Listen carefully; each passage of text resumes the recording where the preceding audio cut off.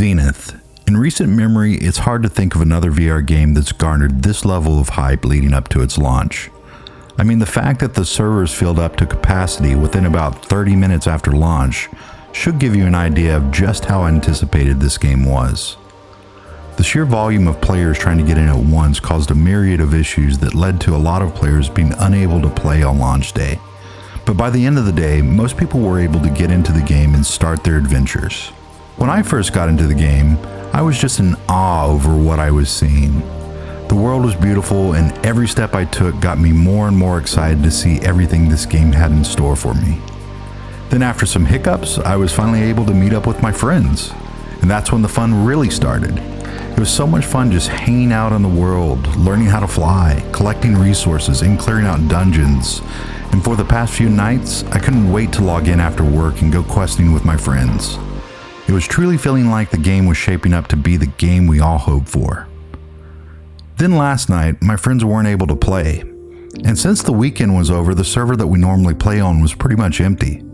It was then, as I started to wander around this large world mostly alone, that my rose-colored glasses began to deteriorate. Don't get me wrong, I still love this game and I'm definitely still planning on playing it a lot and making more videos on it. But to say there aren't some major flaws would be a lie.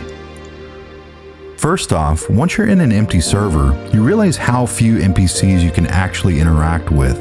This lets you know how much unused space there is everywhere, and it really leaves the world feeling lifeless. The zones you travel through look great, but there's never really any reward for exploring them other than to find any tears scattered around. And after you leave the main city, you never encounter any other neutral areas. Other than hostile mobs, each zone has an average of 2 NPCs you can talk to. You normally have one NPC to give you the main story quest, and another to give you some sort of repeatable daily quest. This brings me to my next point. In this huge world, there really isn't that much to do, and the quests that you can do are kinda lackluster. Maybe this will change as I get further into the game, but so far the main quests usually give you a paragraph or 2 of text to read, and then send you out to kill a certain amount of enemies, stand in a few different areas, or hold your hands out over a few different items. The side quests are just more of the same, and they usually just ask you to kill 10 of a certain type of enemy. Now, I know MMO quests are usually pretty simple, but in other MMOs I've played, these simple tasks are often paired with interesting dialogue and story progression that make them a little less monotonous. The quests that I've played in Zenith so far don't have this, and they're just mind-numbingly simple.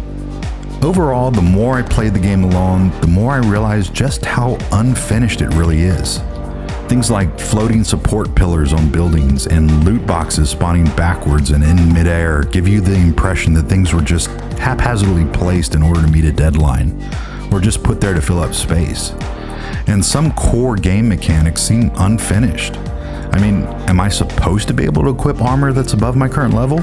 I mean, maybe it was designed that way, but if so, there's no explanation, and it definitely seems like an oversight at first glance. Then you have the combat. I know MMO combat has limitations just because of the way servers have to keep track of damage and all of that, and I think that they've done a good job at trying to keep the combat interesting, but there's definitely some room for improvement. One big example of this is the combat scaling.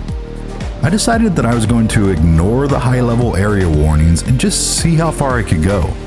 I expected to immediately get pummeled, but I was able to get deep into the map and defeat enemies that were over 5 levels higher than me without breaking a sweat. I eventually got to an area where the enemies were about 15 levels higher than me, and even though I eventually got swarmed by multiple enemies and finally died, I was able to take down several of them with little effort at all. I love to claim it's because my skills are just that good and I'm becoming the Zenith version of Kirito, but that would be a lie. All of these things that I've mentioned, plus the fact that we are missing standard MMO features such as an auction house, being able to trade items with each other, or really just any sort of economy at all, just leave you feeling like this game should have been launched in App Lab instead of being marketed as a full release. At least on Steam, the game is marked as early access, but for Oculus and PlayStation, that's not the case.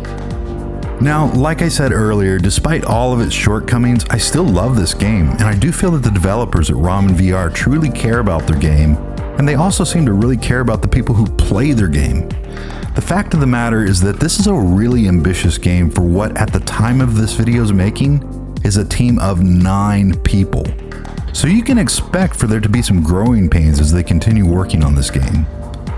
I do feel like the future is bright for Zenith, but if you're gonna pick up the game, just know what to expect.